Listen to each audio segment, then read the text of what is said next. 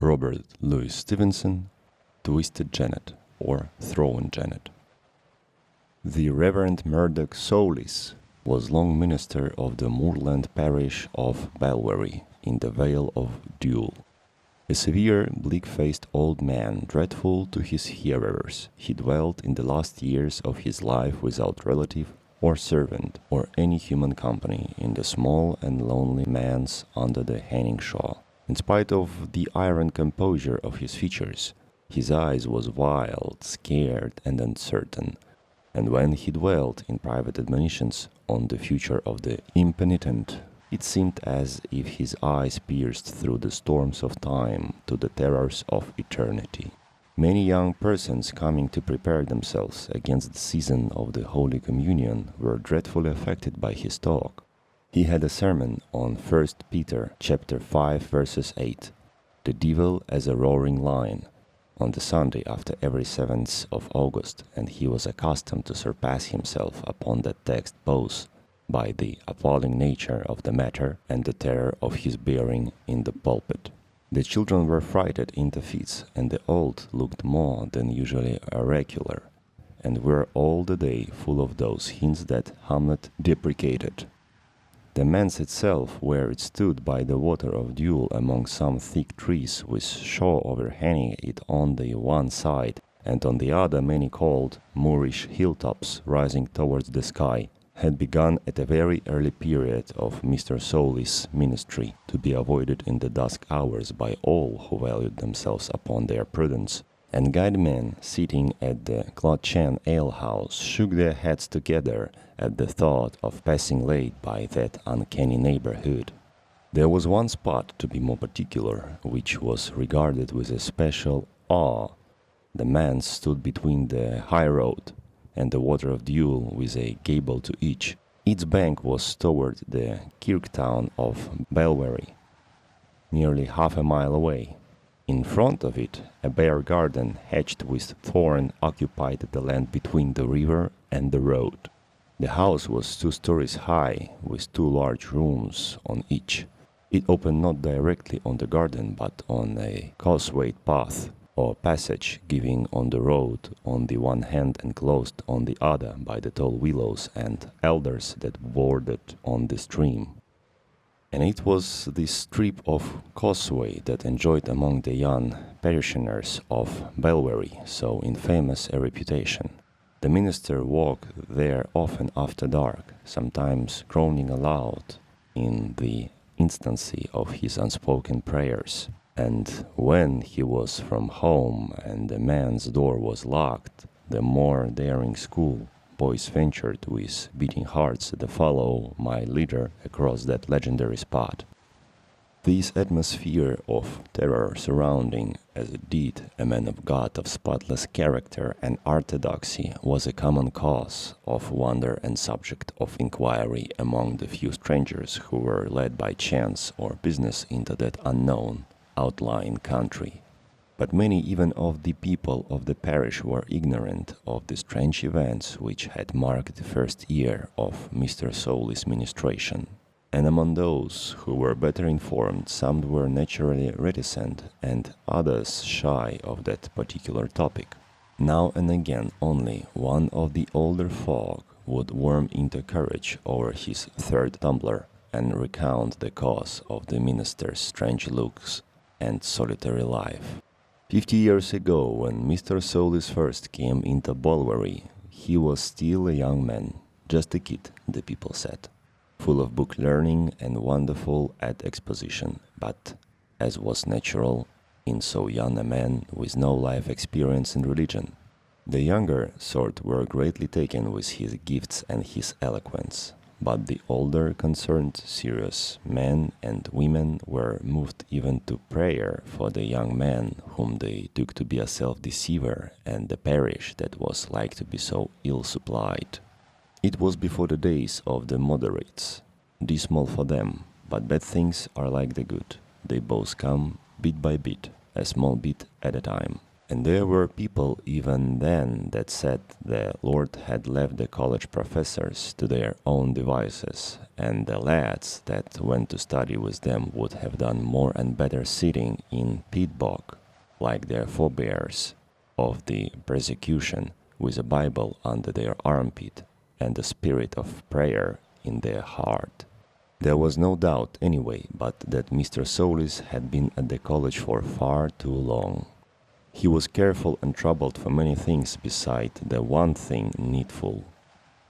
He had a load of books with him more than had ever been seen before in all the parish, and a miserable chore the carrier had with them, for they were likely to have crushed the devil's ox between these and Cleemakerley. They were books of divinity, to be sure, or so they called them, but the serious were of the opinion that there was little need for so many when the whole of God's word would fit in the crease of a plaid cloak. Then he would sit half the day and half the night as well, which was hardly decent, writing no less. And first they were afraid he would read his sermons, and since then it proved he was writing a book himself, which was surely not proper for anyone his years and slight experience. Anyway, it behooved him to get an old, decent biddy to order the parsonage for him and to cook his small dinners. And he was recommended to an old hussy, Janet McLauer, they called her, and so far left to himself as to be over-persuaded. There were many who advised him against it, for Janet was more than suspected by the best citizens in Balweary. Long ago she had given birth to a dragoon's brat, she hadn't taken communion for maybe 30 years, and children had seen her mumbling to herself up on Keith's lawn in the Twilit Hollow was an uncouth time and place for a God-fearing woman. Howsoever, it was the squire himself that had first told the minister of Janet, and in those days he would have gone far out of his way to please the squire. When the people told him that Janet was kin to the devil, he wrote it all off as superstition. And when they showed him the Bible and the Witch of Endor, he would argue it back down their throats, that those days were all begone, and that God had bound the devil. Well, when word got out to the village that Janet McLauer was to be the parsonage servant, the people were very cross with her and him both, and some of the ladies had nothing better to do than get around her doorposts and accuse her of all that was known against her, from the soldier's bastard to John Thompson's 2 cows. She was no great speaker. People usually let her go her own pace, and she let them go theirs, with neither a kind good evening nor a kind good day. But when she opened up, she had a tongue that would deafen a miller. Up she got, and there wasn't an old story in Balweary, but she would force someone to listen to that day. They couldn't say a thing, but she could say 2 in response, till at the end of the day the ladies up and caught hold of her and clawed the coats off her back and pulled her down the town to the water of Duel to see if she was a witch or not, swim or drown. The crown shrieked till you could hear her at the Henning Wood, and she fought like 10. There was a good many ladies who wore bruises the next day, and many for longer, and just at the fiercest of the fighting who should come up for his sins but the new minister. "Woman," said he, and he had a grand voice, "I tell you in the Lord's name to let her go." Janet ran to him. She was totally wild with terror, and clung him and begged him, for Christ's sake, save her from the bitches. And they, for their part, told him all that was known, and maybe more. "Woman," says he to Janet, "is this true?" "As the Lord sees me," says she, "as the Lord made me, not a word of it, other than the baby." Says she, "I've been a decent woman all my days." "Will you," says Mr. Solis, "in the name of God and before me, his unworthy mister, renounce the devil and his works?" Well, it would appear that when he asked that, she gave a grin that thoroughly terrified those that saw her, and they could hear her teeth grinding together in her cheeks. But there was nothing to account for it one way or the other, and Janet lifted up her hand and renounced the devil before them all. "And now," says Mr. Solis to the ladies, "get back home, one and all, and pray to God for his forgiveness." And he gave Janet his arm, though she had little more one than a chemise, and he took her up the village to her own door like a proper lady, and her screeching and laughing was scandalous. There were many grave people busy praying that night, but when morning came there was such a fear that fell over all Balweary that the kids hid themselves, and even the men stood and peeked through their doors. For there was Janet coming down the town, her likeness none could tell, with her neck twisted and her head on one side, like a body that has been hanged, and a grin on her face like a hanged corpse cut down. By and by they got used to it, and even asked her to tell them what was wrong. But from that day forth she couldn't speak like a Christian woman, but slavered and gnashed her teeth like a pair of shears, and from that day forth the name of God never came to her lips. As much as she would try to say it, it wouldn't work. Those that knew best said least, but they never gave that thing the name of Janet McLauer, for the old Janet, by their way of seeing it, was in the middle of hell that day. But the minister was neither going to hold up or restrain himself. He preached about nothing but the people's cruelty that had given her a stroke of the palsy. He belted the children that tormented her, and he had her up to the parsonage that same night, and lingered there at his lane with her under the hanging wood. Well, time went by, and the idler sort commenced to think more lightly of that black business. The minister was well regarded. He was always writing. The people would see his candle shining down by the dual water after twilight at evening, and he seemed pleased with himself and lackadaisical once again, though anybody could see that he was dwindling. As for Janet, she came and she went. If she didn't speak a great deal before, it was reasonable that she should speak less.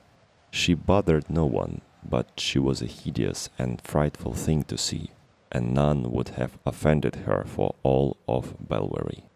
Around the end of July there came a strange period of weather unlike any ever seen in that countryside. It was cloudless and hot and heartless. The herds couldn't climb up the black hill. The kids were too exhausted to play, and yet it was gusty too, with bursts of hot wind that rumbled in the glens and bits of showers that quenched nothing. We always thought it was simply thundering in the morning, but the morning came and the next morning, and it was always the same uncanny weather, oppressing man and beast alike. Of all that had it bad, no one suffered like Mr. Solis. He could neither sleep nor eat. He told his elders, and when he wasn't writing at his weary book, he would be roaming aimlessly over all the countryside like a man possessed, when anybody else was more than happy to keep cool indoors. Above Henning Wood, in the protection of the Black Hill, there is a small plot enclosed with an iron fence, and it seems in the olden days that was the graveyard of the Balweary, and consecrated by the Baptists before the blessed light shone down upon the kingdom. It was a favorite haunt of Mr. Solis anyway. There he would sit and consider his sermons, and indeed it's a cozy spot.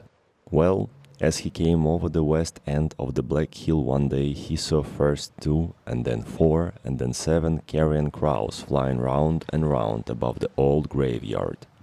They flew light and heavy and squawked to each other as they went, and it was clear to Mr. Solis that something had excited them from their routine. He wasn't easily frightened, and went straight up to the wall. And what should he find there but a man, or the appearance of a man, sitting inside on the top of a grave. He was of a great stature and black as hell, and his eyes were extraordinary to see.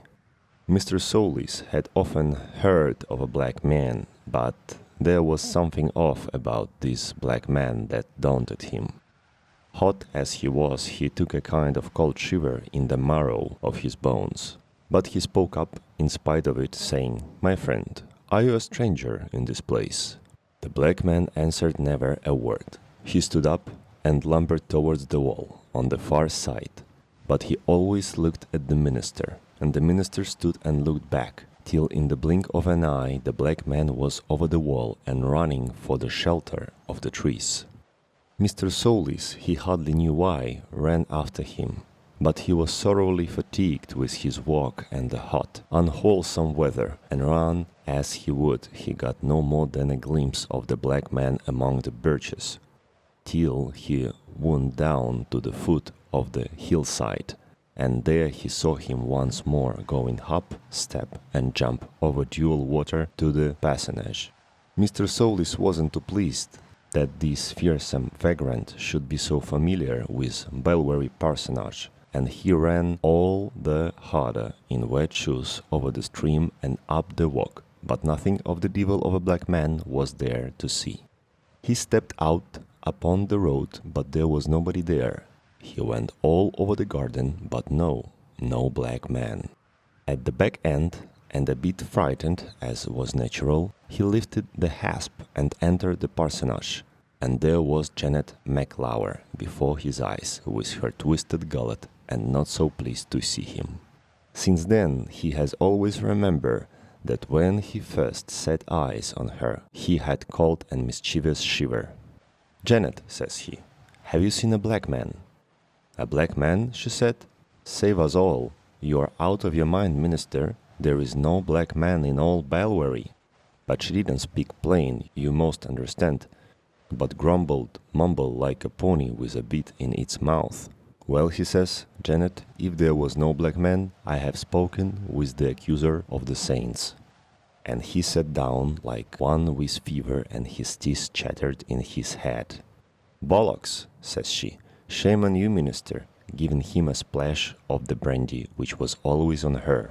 Then Mr. Solis went into his study among all of his books.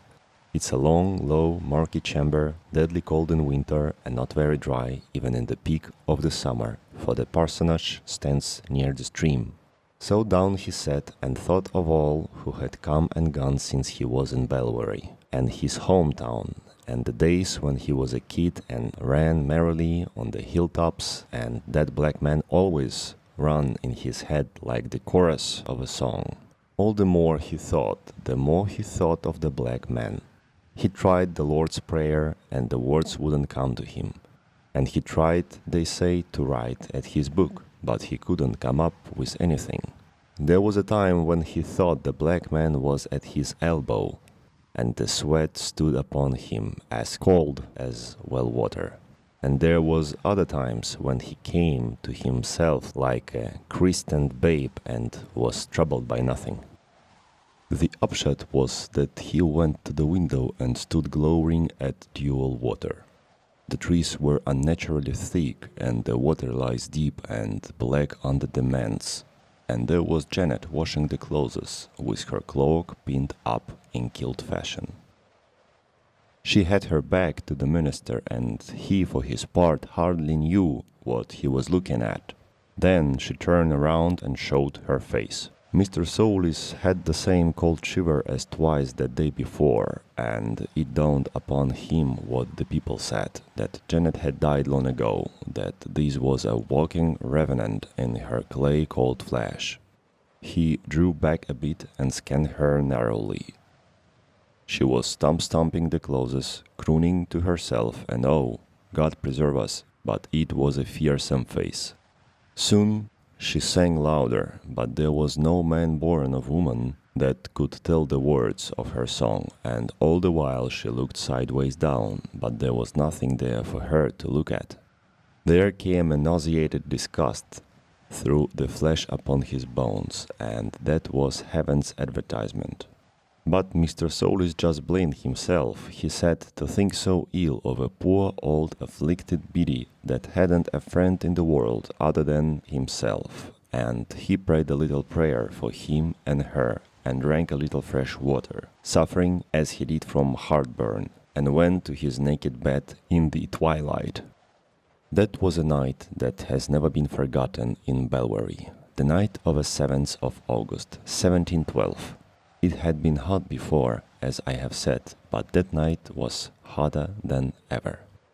The sun went down among unnatural-looking clouds. It was as dark as hell, not a star, not a breath of wind. You couldn't see your hand before your face. And even the old folks threw the covers from their beds and lay gasping for their breath.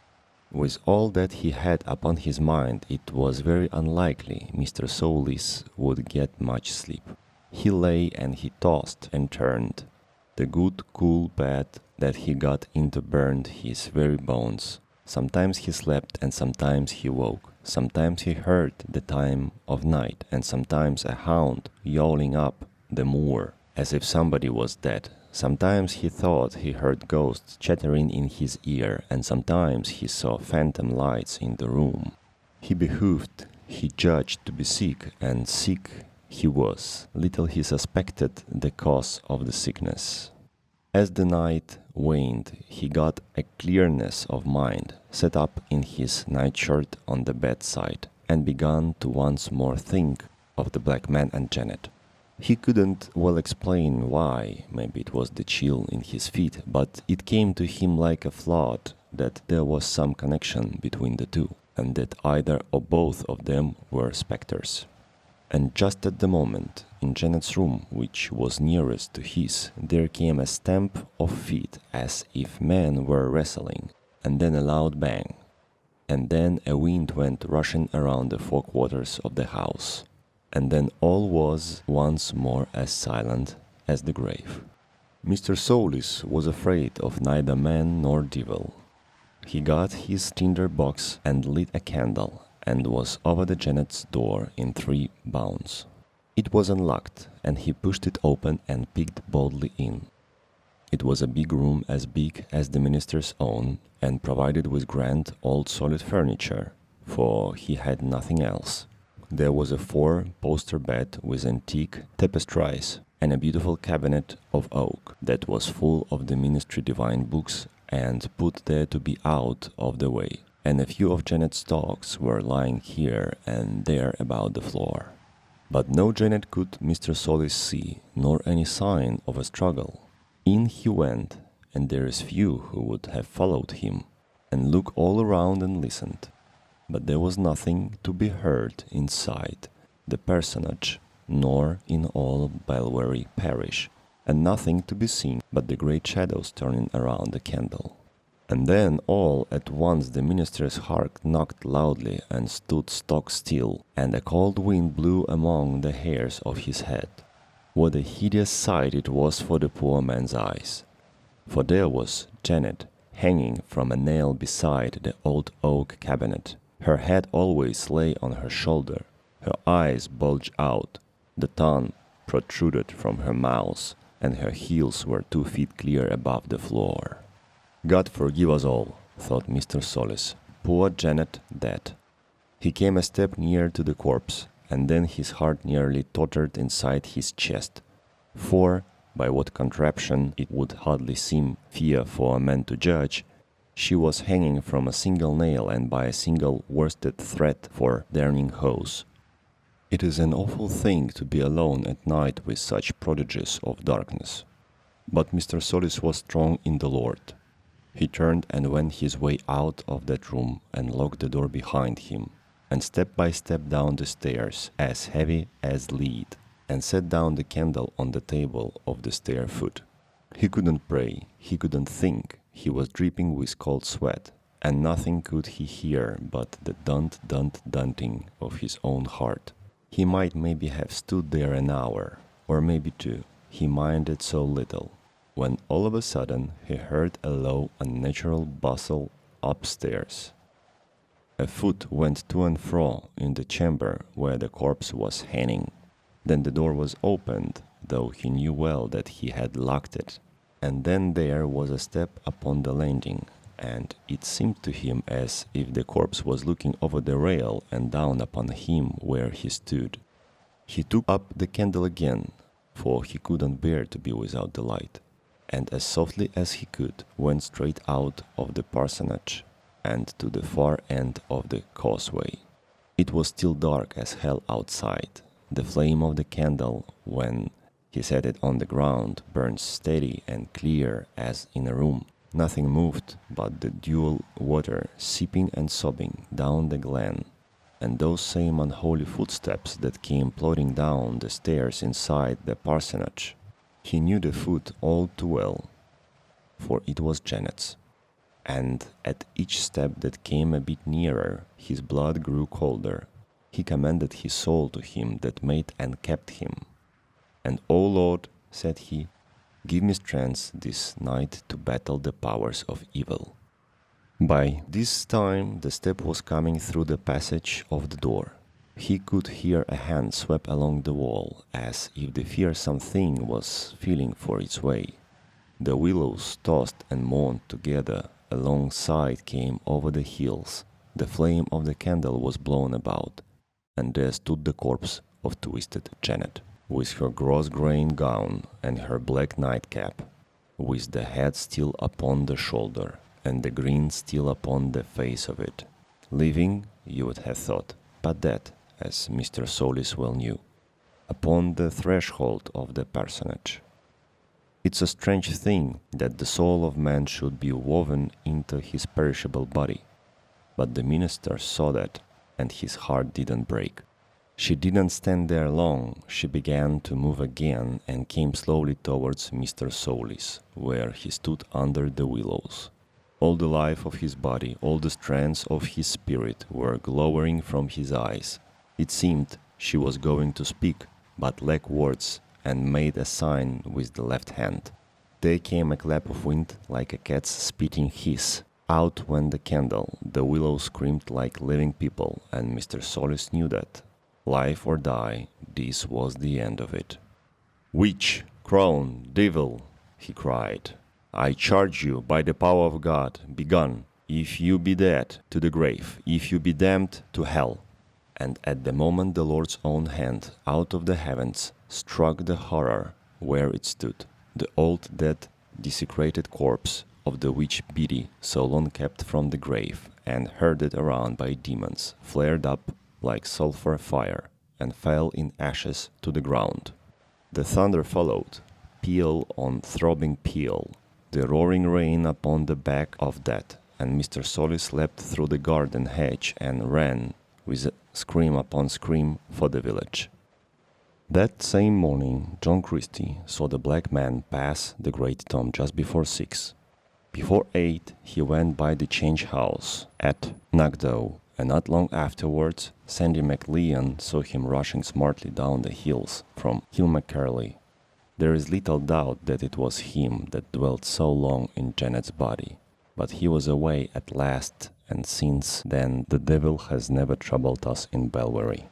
But it was a bitter dispensation for the minister. Long he lay raving in his bed, and from that hour to this he was the man you know today.